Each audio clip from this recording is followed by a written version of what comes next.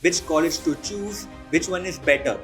And in this podcast, we'll declutter your doubt regarding the central institutes and state colleges. In surgical branches, the difference is not whether you're in a central institute or state institute. The difference is made in whether you have an SR above you or not. Second important advantage of a central institute is regarding your salary. So salary in a central institute is pretty good. It's around 80,000 to 1 lakh depending on which city you're in. Central institutes are good in academics because research happens at a much larger scale in central institutes as compared to state colleges. इतना मुश्किल learning curve नहीं है किसी भी medical branch का. You put in some effort, you will learn things. Now, radiology is a very tech-dependent branch, a very machine-dependent branch. A lot of PGs from central institutes even are not opting for SRship because there are such good fellowships now available in India itself. Central institute versus state college. This is the biggest dilemma that a NEET PG aspirant faces during the NEET PG counseling, which college to choose, which one is better.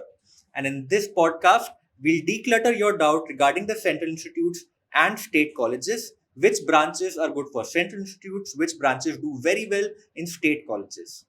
Welcome everybody. I am Dr. Rishabh Jain, your radiology faculty at PW MedEd, and I'm pleased to invite Dr. Oishika, who is your Obs and Gynae faculty at PW MedEd. And in this video, we'll declutter state colleges versus central institutes for you guys. Welcome, Dr. Oishika. Hi guys, so a little bit of introduction about myself. So I have done my MBBS from Lady Hardinge Medical College in New Delhi, and then I did my MD in obstetrics and gynecology at PGI Chandigarh. But before I joined PGI Chandigarh, I had a brief stint at Maulana Azad Medical College for a couple of months, more than a couple of months. And even during SRship, I did a little bit of, juggling around in state colleges before finally joining AIIMS New Delhi. So I do have a fair idea of how both sets of institutes work. And therefore, I think I'll be able to help you guys with my insights on this. So, with little introduction and little background of me. So, I did my MBBS from AIIMS Delhi, my MD in radiology from PGI Chandigarh. Then I did my SRship from AIIMS New Delhi and my fellowship in intervention radiology from ILBS New Delhi.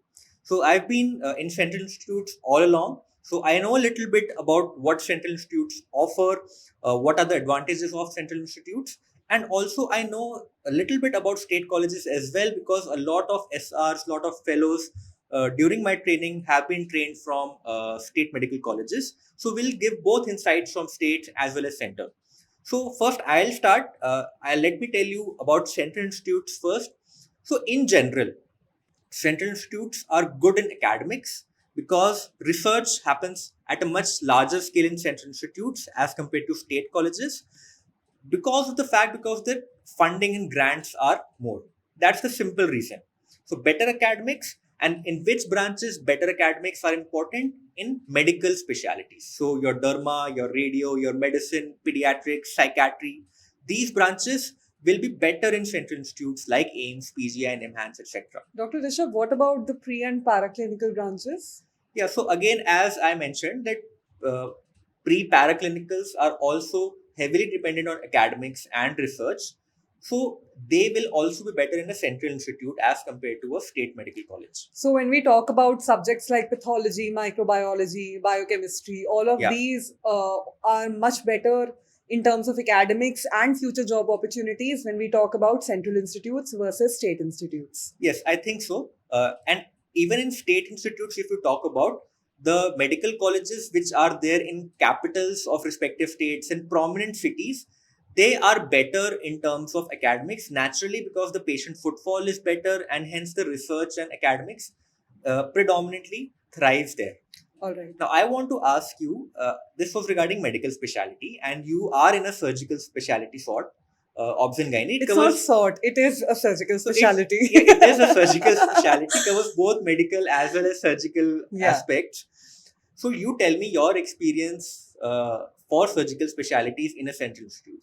So I do feel like in surgical specialties, what happens is that in central institutes, because the government is putting in a lot of grants, a lot of funds, there tend to be higher profile of patients who are going there, people who are connected, and generally these institutes tend to be under a lot of scrutiny all the time. So I would say the free hand that is given to junior doctors or residents is relatively much less.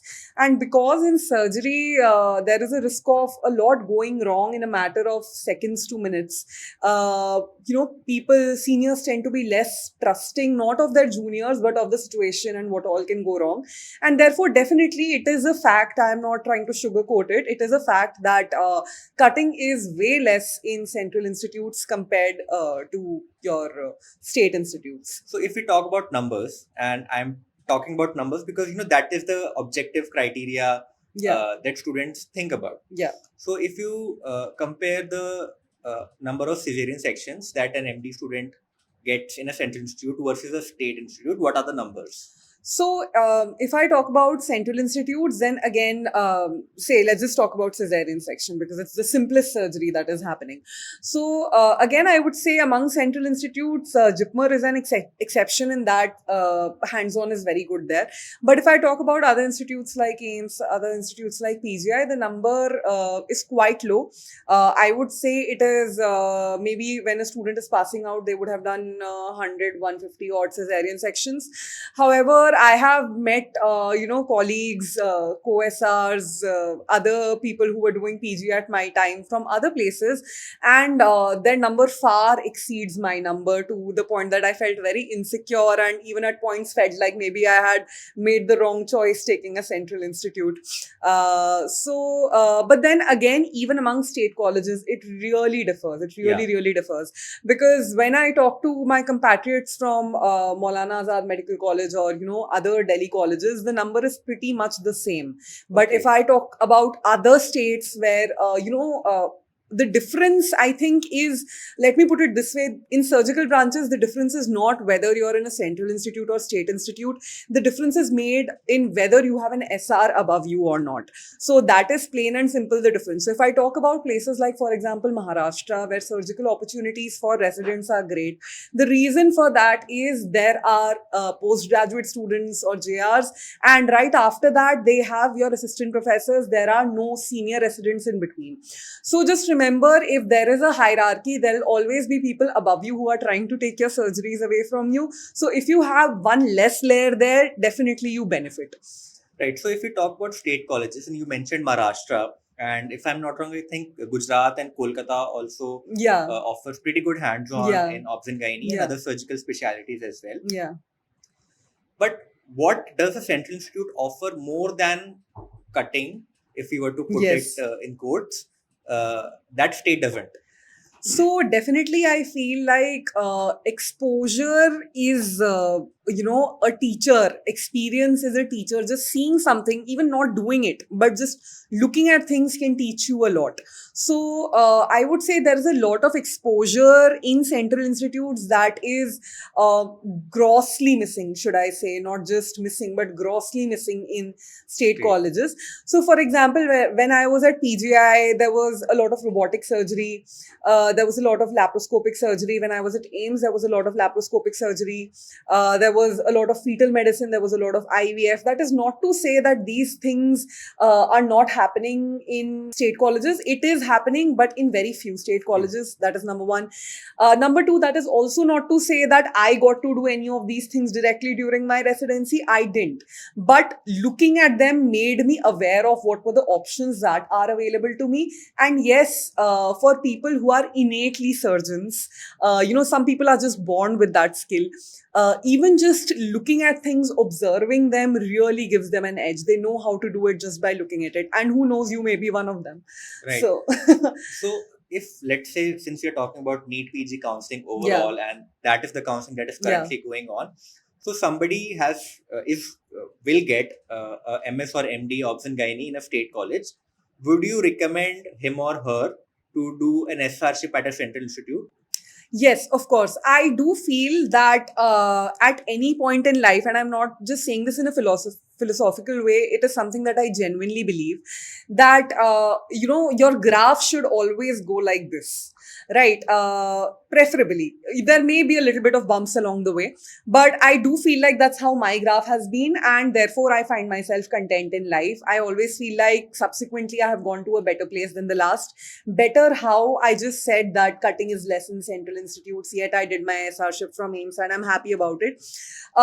Reason being that, you know, in order to get a complete experience of the subject, and when you are out in the real world, it's nice to, you're just putting jigsaw puzzles in places, finding out, acha, ye bhi hai, ye bhi hai, ye bhi hai, this works for me, this doesn't work for me. So unless you have all the puzzle pieces with you, you don't really know if you are missing out on something.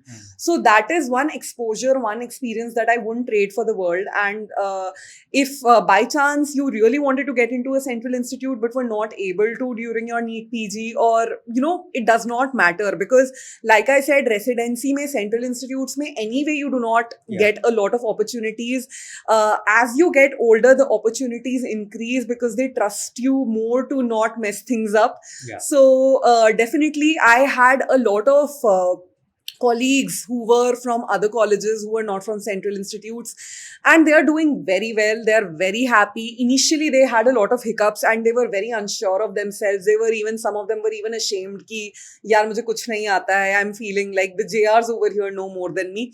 But again, इतना मुश्किल learning curve नहीं है किसी भी medical branch का. You put in some effort, you will learn things. I mean, people are doing things, learning things at 40, 45, learning new things. So it should not be such a big deal. So this was regarding obs and gynae, and I think we talked pretty in detail what the difference between Central Institute and state colleges as far as obs and gynae is concerned. Now let me share some experience regarding radiology. Now, radiology is a very tech-dependent branch, a very machine-dependent branch. And if you are choosing a college in a state counseling or a state medical college, make sure that it has at least all the modalities, and if not all modalities, at least a CT scan. So, X-ray, ultrasound, CT scan is a must for choosing a state medical college. And now most of the medical college, in fact, does have these three modalities minimum. If MRI is there, it is a bonus, very well. But you can always cover that gap in your SRship. As far as Central Institute versus state colleges are concerned in radiology, I would say the academics are much better in a Central Institute. But there is a caveat. Again, all Central Institutes do not have so much academics. If I were to be very frankly, PGI does not have so great academics as compared to AIMS or other AIMS as well, I would say. All right. Okay, so it doesn't really matter if your college is teaching you or not. It in a residency, what I feel, it now आप बड़े हो गए हो, ठीक है? Now the learning is all on yours. you, ठीक है? And there should come a point that the learning should be on you. यार, अब MBBS हो गई है, 11th 12th हो गई है, अब you are a grown up now.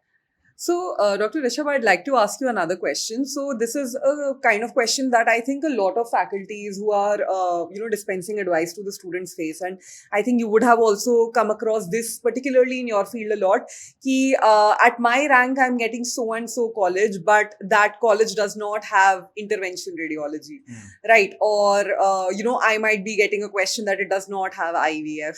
Or, somebody in ortho might be getting, we are not doing arthroscopic surgeries. I feel like I'm missing out on that experience. So what is your take on that? What is the importance of, having or not having exposure to these things during post-graduation? Not SRship, but post-graduation. Right. So, the thing is that this question pops up because NEET PG is such a bad exam. It's such a tough exam, I would say, that, when a student gets a rank and usko wo branch mil rahi hoti hai, he thinks कि यार मुझे सब मिल जाए. There is a FOMO of missing out on important things and important subspecialties. Yes. He thinks that अब तो मेरी rank आ गई है. Yes. I should get everything that is there. Yeah. And frankly, you should. मतलब you deserve it, frankly. Unfortunately, it is not the case. What I would say that जो subspecializations हैं in every branch, let's say radiology में interventional radiology है, musculoskeletal radiology है, these lacunae can be very well covered in your SRship. Or even if you don't want to do an SRship, you can directly go for a fellowship. Okay? You can directly go for a fellowship in these branches. Same is true for surgical specialties like obs and gynae. Even I think you would better tell this. So let's say some program does not have a fetal medicine unit in their department? Yeah. Is that a bad program? See, I'd not say that's a bad program to do at all because honestly, this is just a personal anecdote. So, during my post graduation, I did not have too much of an exposure to ultrasounds in obstetrics. And when I went to do my SR ship, and AIMS has a very good fetal medicine program, PGI also has a fetal medicine program, but it's not a program per se, it's a one man army. So, there's one consultant who is doing all the work, but in AIMS, there is like a proper program with fellows and, SRs and JRs being trained. And I remember starting, the SR ship, and, I went in feeling all proud and, chest puffed up that I'm from PGI, right? And I went there and I saw the JRs doing wonderful scans that I didn't even know how to hold the probe. And I was super embarrassed. I didn't know how to, go about it. But they just threw me in the mix. I was like, I don't know how to do this, but they were like, "Arey kar lo, seekh jaoge," right? And the PGs there taught me, and within a week or so, I was comfortable. Within a month, I was proficient in doing whatever was required of me. Of course, the more difficult stuff was reserved for the fellows, but definitely it was a learning experience for me. And whenever you learn something good, you do feel good, I suppose. Yes, and I think these after you've done your MD, I think the learning curve to subspecializations, barring few, obviously like surgical and core medical subspecialties like uro, neurosurgery, gastro, cardio are different. But for predominant end branches like obs, gynae, peds, radio, derma, psyche, etc., the subspecialty exposure can be very well covered in either your SR-ship, and now a lot of private and government Yeah, fellowships there are lots are of available. fellowships. There are lots of fellowships. So, initially in my head, also, it used to be a +1 for central institutes because a lot of these central institutes do have fellowships and, DM or MCH programs that state colleges don't. And, there is a general tendency, obviously, if you've seen somebody during their PG and SR-ship in a college and they come and sit in front of you for the DM interview, you do tend to prefer them or favor them over other people. But now the situation is completely different because there are fellowships and Yeah. programs everywhere. So it's not like it is a restricted thing that is available only to a select few की मेरी तो मतलब एकदम आगे future ही बर्बाद हो गया कि मैंने स्टेट कॉलेज से किया. It's not ऐसा like that बिल्कुल at भी नहीं. all. It's not like that at all. And in fact, a lot of PGs from central institutes even are not opting for SRship because there are such good fellowships now available in Yeah. India itself. Now, another thing that I want to talk about comparing the two central institutes and state colleges is regarding the bond. So, obviously, the advantage that central institutes offer is that No bond. there is no bond, and which is frankly a very big advantage. It is a huge advantage, yeah. And there are some central institutes through NEET PG as well, which do not offer bond. BHU is one, AMU I think is one, not very sure. So these central institutes are through the NEET PG as well. A second important advantage of a central institute is regarding your salary. So salary in a central institutes are pretty good. Yeah. It's around 80,000 to 1 lakh depending on which city you're in. Versus state colleges, which range from 40,000 to again 70,000. So, the difference in salaries is actually huge and something that may be considered by many as an important point because if you compare to state colleges, some state colleges, it's almost double or more in central institutes, which is a huge gap. Especially if we think of places like Mumbai where the rentals are so high and students have to live there and hostel conditions may not be that great. Yeah. Yeah, but I would. So I think we are almost done comparing the central institutes and the state colleges. Last thing that I would say that now students would say कि sir करना क्या है कि central institutes आपने बताया ये है state ये बताया करना क्या है. So frankly अगर आपको state college मिल रहा है which is good, which is reputed, अच्छा है, ले लो बिना आँख बंद करके ले लो. Lot of opportunities await you after your PG. Now if you are in a dilemma कि this was your first attempt, you are maybe getting a rank beyond 20,000, not getting the college or the branch of your choice, and you want to you're thinking of taking a drop, take it. Okay, there is a November INICT which is just round the corner. It is in early November. Already September has started. So you have a good chance of getting into a central institute if you really study well. Okay, so especially those who have just given their NEET PG right after their internship, make INI-CT your target and try to crack it. And I'd also like to add, for those, especially those in the surgical field, with regards to state college, never feel that you have missed out on an opportunity by not joining a central college, because I see people around me. I'm at a stage in my life where, I am transitioning between government and private. And I do see people who are 3 years younger than me, the exact difference of an SRship period. They just passed out of their PG and they were, I would say a whole doctor or a complete doctor. They could start their practice. Whether or not the market desires so young doctors is a different story, but they were confident enough to say that, yes, I'm going to start my private practice. Whereas in central colleges, and this I think every person in a central institute would agree, surgical branches are not a 3-year course, it is a 6-year course. Especially in a central institute, so you're taking surgery or obs-gynae, be prepared to do even a 6-year. ortho for that matter. Even ortho, be prepared to do a 6-year course, 3 years MD, 3 years SRship. Versus state colleges, they give you so much hands-on because the third year SR is the boss, right? So you get a lot of hands-on exposure right after your MD. So if you're thinking of practicing right after your MS or MD, I think state colleges make you a complete doctor in that way. So, OPHTHA, ENT, all of these surgical branches, I would say that in central institutes, maybe it is a 6-year program because they do have a lot of subspecialties in them. So, unko lagta hai ki sab kuch thoda thoda touch karke jaye, which makes the course longer.